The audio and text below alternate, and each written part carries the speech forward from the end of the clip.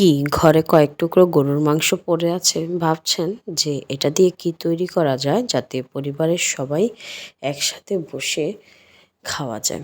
তো আজকে আপনাদের জন্য এরকম একটা রেসিপি শেয়ার করব, যেখানে আপনারা চাইলে কয়েক টুকরো মাংস দিয়ে পরিবারের সবাই মিলে একটি নাস্তা খেতে পারেন।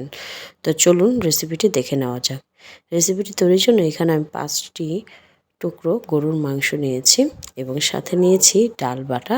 ডালটাকে আমি ব্লেন্ড করে নিয়েছি, চাইলে আপনারা এটা পাটায় বেটে নিতে পারেন। তারপর এখানে আমি অনেকগুলো পেঁয়াজকে কুচি করে কেটে নিয়েছি, সাথে নিয়েছি ম্যাগি স্বাদে ম্যাজিক। তারপর নিয়েছি গরুর মাংসগুলোকে একেবারে মিহি কুচি করে, যেটাকে কিমা বলা হয়। তারপর এখানে আমি কাঁচামরিচ কেটে নিয়েছি কুচি কুচি করে। কাঁচামরিচের পরিমাণটা আপনাদের পছন্দ অনুযায়ী নিয়ে নেবেন।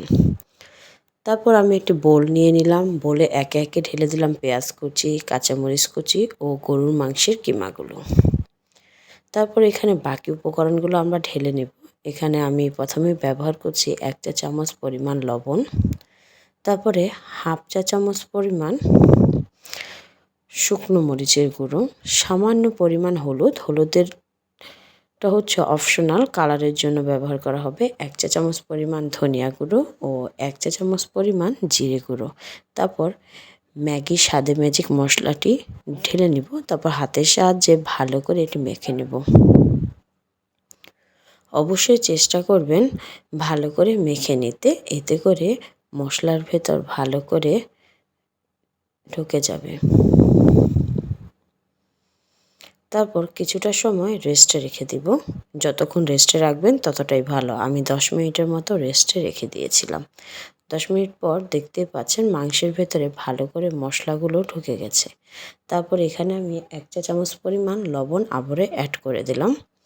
তারপর একে একে ডাল বাটাগুলো এই মিশ্রণটির মধ্যে ঢেলে নেব। ডাল বাটা ঢালার সময় একেবারে ঢালবেন না, মাখবেন এবং ঢালবেন। এতে আপনি বুঝতে পারবেন যে কতটা পরিমাণে আপনার ডাল বাটা প্রয়োজন। যারা যারা চ্যানেলে নতুন তারা অবশ্যই চ্যানেলটিকে সাবস্ক্রাইব করবেন এবং কমেন্টসের মাধ্যমে জানাবেন আমাদের ভিডিওগুলো আপনাদের কাছে কেমন লাগে। মাখার এক পর্যায়ে দেখতে পেলাম ডাল বাটাটা কিছুটা কম হয়ে গেছে, এই জন্য আমি আবার পুনরায় সামান্য পরিমাণে ডাল বাটা দিয়ে নিলাম। দিয়ে আবার হাতের সাহায্যে ভালো করে মেখে নেব। ডাল বাটাটি মাখানো হয়ে গেলে অবশ্যই রেস্টে রেখে দিতে হবে। এখানে আমি আধা ঘন্টার মতো ডাল বাটাগুলো রেস্টে রেখেছিলাম। যতটা বেশি রেস্টে রাখবেন তত বেশি খেতে মজা লাগবে। তো আধা ঘন্টা পর ফিরে আসলাম। এখন আমি একটি প্যানে তেল ঢেলে নিলাম। অবশ্যই তেলের পরিমাণটা বাড়িয়ে নিতে হবে। হাত দিয়ে দেখে নিলাম তেলটি গরম হয়েছে কিনা। যখন বুঝলাম যে হ্যাঁ, তেলটি পর্যাপ্ত পরিমাণে গরম হয়েছে, তখন একে একে ডালের বড়াগুলো এখানে ছেড়ে দিলাম। অবশ্যই চেষ্টা করবেন তেলটিকে ভালোভাবে গরম করার জন্য, তা না হলে এগুলো লেগে যাওয়ার সম্ভাবনা থাকতে পারে। এবং ভাজার সময় অবশ্যই ননস্টিকের কড়াইগুলো ব্যবহার করবেন, এতে করে লেগে যাওয়ার ঝুঁকি আর থাকে না। তো যখন এক পাশ হয়ে গেল তখন উল্টে আরেক পাশ ভেজে নিলাম। অবশ্যই চেষ্টা করবেন একটু লাল লাল করে মচমচা করে ভাজতে। সময় নিয়ে ভাজবেন, চুলার জালটা মিডিয়ামে রেখে। একেবারে বেশি জালে ভাজলে এটি নষ্ট হয়ে যাওয়ার সম্ভাবনা থাকতে পারে। তো দেখুন সুন্দর করে আমার ডালের বড়াগুলো ভাজা হয়ে গেছে। এখন এগুলোকে তুলে নেব এবং অবশ্যই চেষ্টা করবেন গরম অবস্থায় এগুলো সার্ভ করার জন্য।